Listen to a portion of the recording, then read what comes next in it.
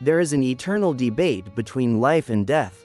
As doctors, we have the Hippocratic Oath, which is nothing more than the obligation of the profession to have no purpose other than the good and health of the sick.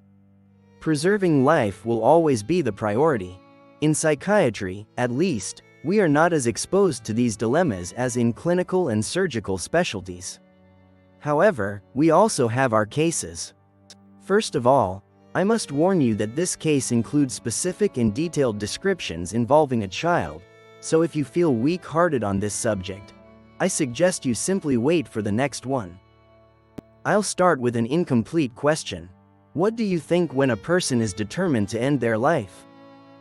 This case happened a couple of years ago. I received an older man in my office. I estimated he was about 60. His face was a little wrinkled and his hair almost completely white. When I opened the door and called his name, he entered and gave me a strong handshake that almost hurt. "Please, take a seat," I said, pointing to the sofa. He wore dark glasses, so I assumed his vision was poor.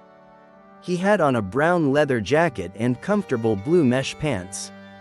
On his left was a small sofa. I mentioned it in case he could not guide himself by sight. "Thank you," the man said, smiling. He approached the sofa and sat down with a gentle movement. "Welcome," I said with a smile and introduced myself. He smiled back, though I couldn't see his eyes. I also noticed his head turned a little to the left when he spoke. There was a small hearing aid, a sound amplifier. "Good afternoon, doctor," he answered kindly. "Thank you for seeing me so urgently." The appointment had been requested that same day. Since one of my other patients had cancelled, I saw him that afternoon. "Well, tell me what's so urgent," I said, leaning forward out of habit.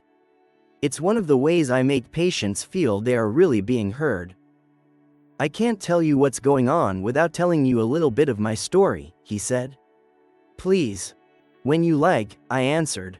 He paused, as if deciding where to start. He rubbed his hands in his mesh pants, then looked at the walls. For that, I assumed his vision was simply weak. "I was a cop for 30 years, he began. "One of the best in the force. I was diligent, intelligent, and incorruptible. I had the best qualifications for the honor exams." He glanced at me. "I don't know if you know, but those things are called." I had no idea about that. "My ex-partner is a cop," I answered. "I know," he said. "In fact, it was he who recommended you to me." I was surprised. My ex and I weren't on the best terms. "But that's a story for another time." "Please continue," I said, minimizing the digression. He paused. "During my years in the force, I saw an infinity of different cases. I was a patrol officer for the first 10 years, then moved to that department that, you know, doctor. We take care of the cases where someone ended another person's life. Most police colleagues want to be there. It's not like the detective movies, it's much more boring and bureaucratic. But there are anecdotes that stay with you." He hesitated, and I wanted him to get to the point. "I don't want to bore you with that stuff. Let me move to one case. This is important for you to understand what's happening to me." "Go ahead," I said. "Almost 20 years ago, I was only a few years into the force. My partner at the time was older than me. Today, unfortunately, he's no longer with us.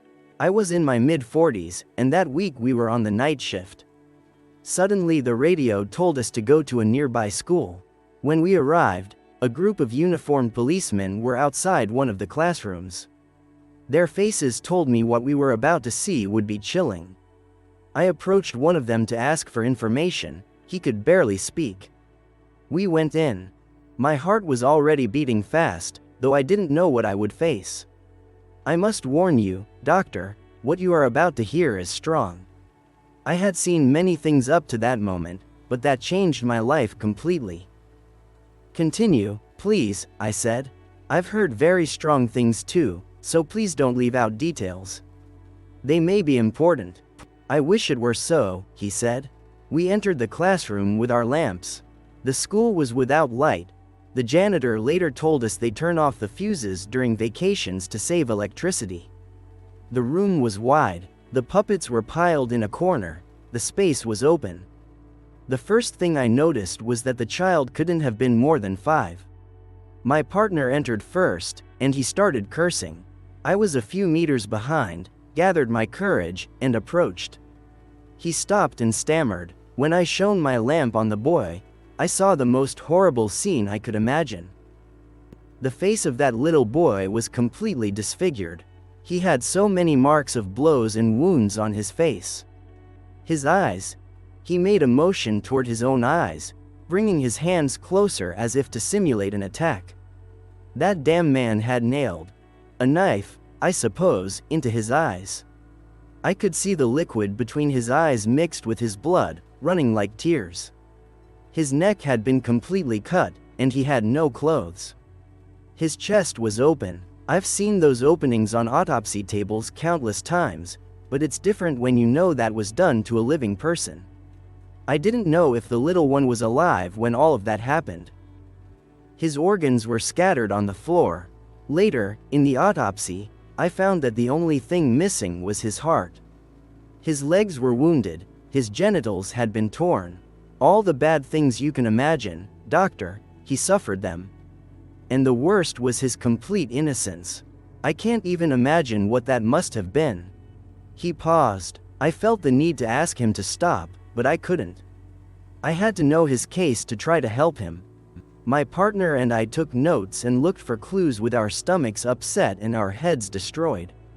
I avoided looking at the boy as much as possible. For a moment I was alone. My partner had stepped out to make calls on the radio. I approached the child and looked fixedly at his disfigured face, where his eyes should have been. I promise you I will not rest until I find and make anyone who did this pay. I promise you in my life. He was silent for a time. I never found him, he continued. It's been 22 years since it happened. A year ago I retired with honors. They fired a cop like that with ceremony. But all I could think about was that unfulfilled promise. I left the force. I tried to move on. There are many cases that are never resolved. Do you know how justice works better than anyone else? Yes, I know. But justice doesn't always know. How does this case from so many years ago connect with what you suffered today, officer? I asked. As a physician, I wanted to evaluate his current state. Traumatic images remain, but there are psychological evaluations and treatments. He nodded. I talked about it many times, but I never told everything that happened that night. Can you tell me now? I encouraged. My partner and I looked for clues. For a while I was left alone. I said I would find who did it. I promised. Years later, when I retired, he started to show up. He showed up? I asked, incredulous. The boy, he said, and for a moment his smile returned, the one he'd lost earlier. He didn't speak. He started making movements with his head and playing with his hands. When I retired, I left the force completely. I forgot the cases, the streets, the constant news. I thought that would be enough. I think that bothered him. I felt his gaze fixed on me through my dark glasses. He got upset, doctor. He let me know weeks after I stopped working. He got upset my promise was unfulfilled, that I had surrendered. But what could I do? I couldn't find him when I was active, much less now that I'm retired. How do you know he got upset? I asked. The idea seemed crazy. Why did he tell you? He told me without words, he said. One night, while I was watching football at home, I turned and saw that face full of wounds. Those eyes. What was left of them? Dripping like tears, next to me. Organs falling onto my floor. I laughed when I told you because I didn't know if I was joking or what was happening. From then on, there has not been a day I didn't see him. He appeared on the bed when I tried to sleep, in the corners of rooms, on the other side of the glass when I took a shower, in supermarket aisles. Everywhere. It was constant harassment. I knew I had failed him, and he reminded me every day. Do you still see him? I asked, keeping clinical distance. Schizophrenia and post-traumatic disorders can produce vivid hallucinations, but medication often helps. I stopped seeing him a month ago, he said. Have you been taking medication? I asked. He laughed sharply. You think I'm hallucinating, right? It is my duty to rule out mental illness first, I replied. Given the trauma and years under pressure, it's possible your visions are a psychological disorder. It's not a disease, doctor. I know psychology. I studied it for years to question suspects. I know how the human mind works. But I'm here looking for a solution. Do you want to know how the visions ended? His tone had turned bitter. I'll show you. He took off his dark glasses. What I saw made my breath catch. His eyes were not properly open. They were semi-lost, empty, deep darkness within them.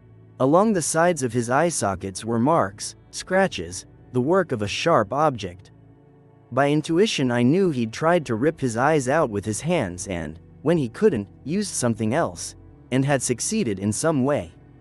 He put his glasses back on after a few seconds.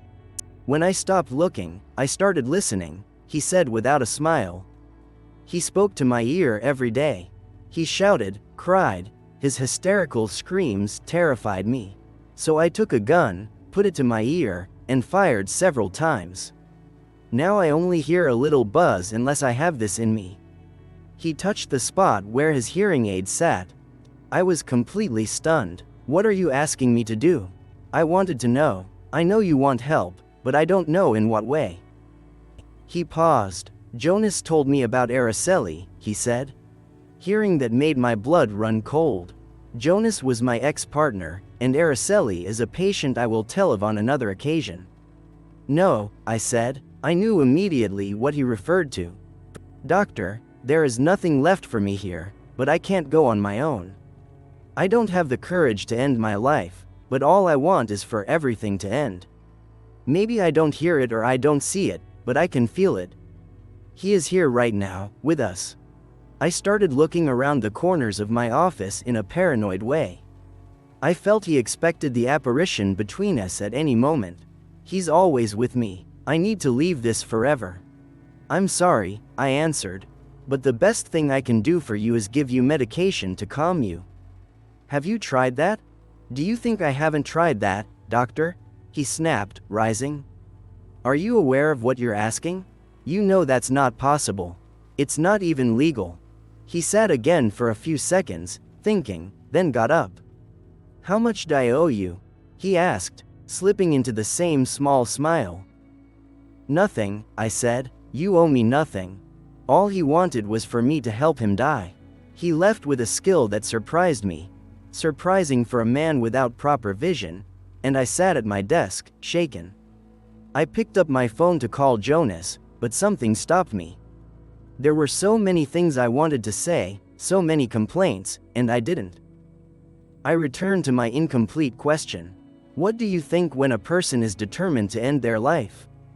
If you know that person is truly desperate and there is no way to help them, no hope, would you help them? I didn't do it that day. But before, I had.